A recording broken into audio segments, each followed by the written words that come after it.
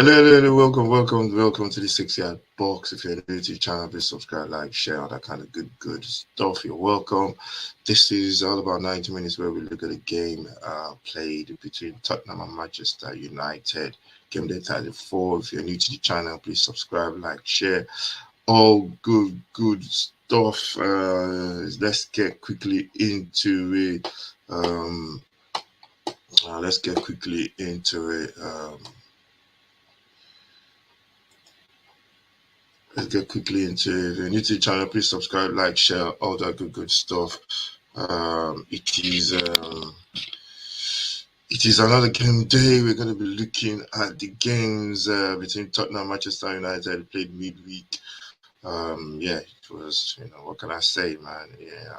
This is amazing. It's their first game after that big defeat against Newcastle on Sunday, which was really.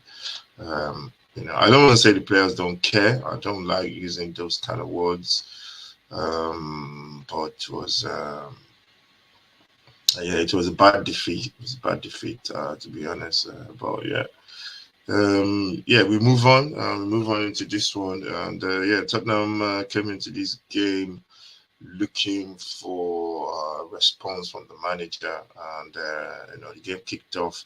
Ryan Mason set up his team. The Tottenham lineup was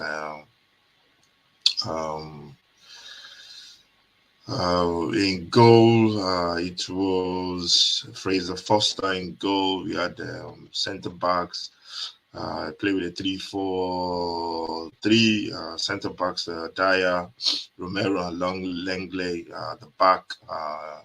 You have the wing backs, you have Romero, you have Perisic on the other side. The two midfielders are Skip and Oibe, and the front three is Kane,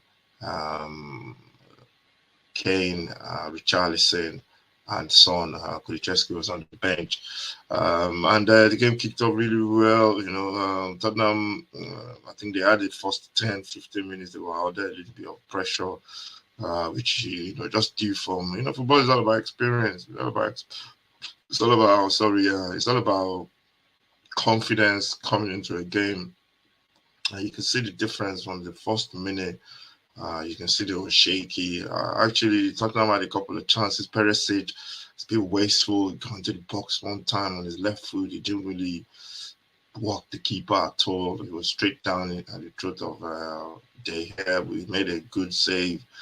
I think Harry Kane had another one as well. There was a bit where Son needed to play Harry Kane in. He couldn't get the pass through. Tottenham had a couple of chances. Richarlison too went on the left-hand side. Instead of going in, cutting in onto his right foot in front of the defender, he decides to try and play across, looking for, I think it was Harry Kane, but that was cut off. And the first goal came from Tottenham, losing out in the box. The two goals were avoidable, to be honest. The first one, Tottenham missing out in the middle of the park with a tackle. I think it was Skip that he couldn't get his tackle on. The ball was from, I don't know who it was in midfield, and the ball was played wide by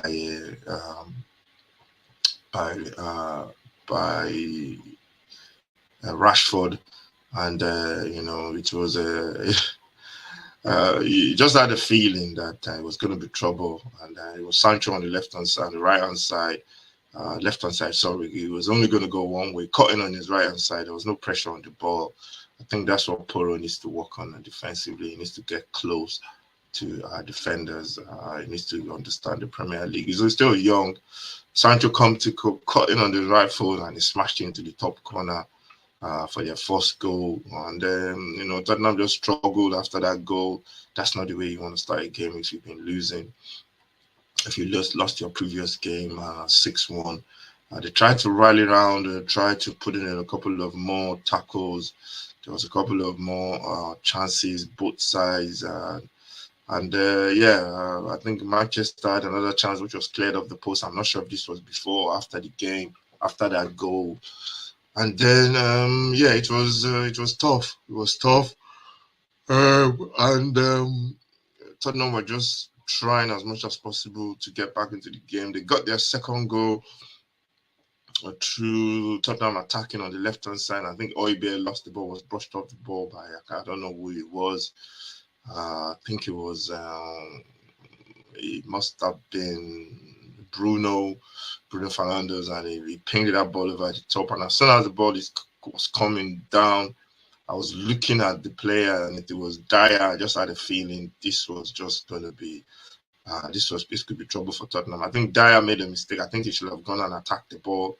He was more worried about uh, Rashford, and the ball came over. Dyer was waiting, and Rashford took it down beautifully. And Dyer was trying to keep him going on his left hand side. He didn't want him to cut in on the right. But if you're going to do that, you're going to make sure you get closer to him on his left hand side. And I think Rashford coming in will have come into some traffic. But I think Dyer, he got nothing to do. I think you can't be bashing a guy that's just, it's not in his game to be quick. It's not in his game. He's normal. That's just his, everybody's got limitations. But that was going to be trouble. As soon as that ball went over there, I think everybody was thinking, oh, it's going to be trouble. And, Rashford finished beautifully. 2 goals up coming into the half time. I think Tottenham then was dead and buried. You can tell the players were looking at it was raining. The players were looking at each other, pointing fingers. End of the first half, they went into the dressing room. We know Tottenham is like a second half team. We've done it so many times this season. I don't know how many comebacks we've had this season, to be honest. And it's the same thing. Second half, we came out, started the game on the front foot with the manager. I think he still played the same thing. We attacked really, really well. Had a couple of good plays, good patterns of play. It's we got lucky with it. I want to say lucky with the first one. It was a culmination of pressure on Manchester United. The ball was stringed wide to Perisic. Perisic with a beautiful cross into the box. I think Richarlison was almost getting into the end of it. I think it was fouled. The ball dropped to Polo. I don't know how Polo finished that night. It was a beautiful finish from the outside of his right foot. He was beautiful, and he just called into the bottom, to the top right hand corner. The first goal lifted the crowd. The fans were singing again, and it's all about performances on the pitch. That's what it's all about. Whatever goes on around the club, I don't think it makes any difference. It's all about getting wins, getting W's, and second half we just piled on the pressure. They had a couple of chances. They were playing on the break, on the counter. They made a couple of changes. I think before we got the second goal, we had a beautiful play from Harry Kane dropping into that midfield area, central area. He could play as a cam, and he was just putting the ball into spaces behind United, and he put one across to Sonny. I thought Sonny should have taken a touch there. He had enough time to take a touch, kill the ball, and then picked out his angle. But he hit it first time, which is done before. But he just couldn't. It was just way, way, way off the mark. And he was thinking it was one of those days. And then we keep piling on pressure. The pressure kept coming. I think that was before. I think also Dyer had a chance as well. The cross came into the box. I think it was from the corner. Dyer, I don't know what he was doing. I think what Mason did was to push one of the centre backs into midfield when we are on the ball. So to have more presence in midfield when we're on the ball. I'm not sure if they did it when we were off the ball as well, but I noticed that there was a time Romero was in midfield as well, and Romero was the trigger for the press. He went and pressed the keeper. So I think that was a strategy that Mason used, and this cross came and fell to Dyer. I don't know, I missed that, to be honest. And but he missed it, and it's one of those nights for Eric Dyer. But Tottenham kept pushing, we kept piling on pressure. Danjuma came on, we put a lot of bodies in the box, and it was Harry Kane again wriggling past 2 defenders on the right hand side. I think it was Luke Shaw and Lindelof. United were trying to press side. Tottenham beat that press, and the ball went to Harry Kane with the ball on the right hand side, put a beautiful ball across to Harry Kane. I wish Harry Kane could assist himself, because the ball he puts in for people is just unbelievable. And this one was just on the plate for Sonny again, carbon copy of the one he missed, and this time he was not going to miss it. He just put something on it. He just got connect with something. The ball was so good that you just got connect with your backside or your face or something, and the ball will go in. And yeah, that's what he did. And after that, I thought Tottenham were going to go on and win this game. But I think the manager decided, okay, let's get a point, put in on defensive players. I think he put on Tanganga and some other player. I can't remember who else he put on. And yeah, we Tottenham got the draw, and yeah, it was a good performance in the second half. A win would have been good, but at this point in time, I think anything but defeat after that Newcastle game was something really that Tottenham needed. And yeah, it was a good draw. United made a couple of changes, which maybe gave Tottenham the momentum in that game. I think taking off Eriksen, who controls the game, I think that was gave Tottenham that momentum. And yeah, it was good to see them fighting back, but they can't keep doing that. You can't do that. When they go to Liverpool, the game will be over in the first half again. So yeah, good draw. We move on, and looking at the stats for the game, you can see the stats. Tottenham 18 shots on target. Manchester United had 18 shots on target. Tottenham had 7. United had 8. Possession 35% to 61%. Going down the line, what else? Pass accuracy at 1% to 86. Both sides. Red cards, no. Yellow cards, 2 to Newcastle to Manchester, 1 to Tottenham. Corners, 6 to Tottenham and 8 to Manchester United. Let's look at the table. Tottenham are behind them and 5th.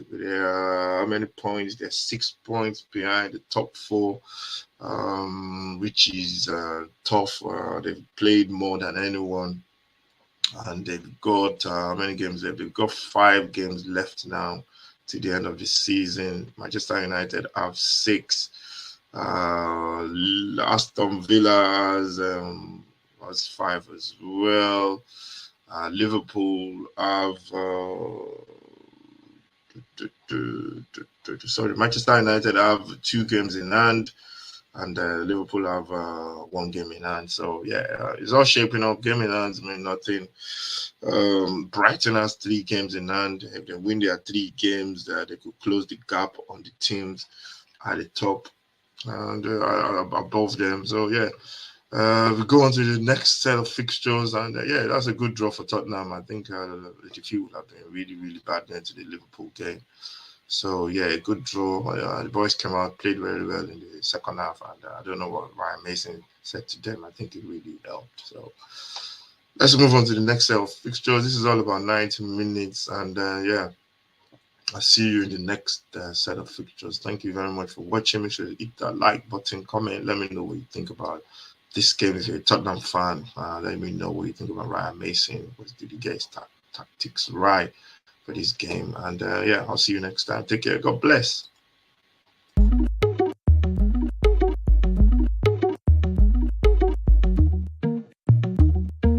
Ransom.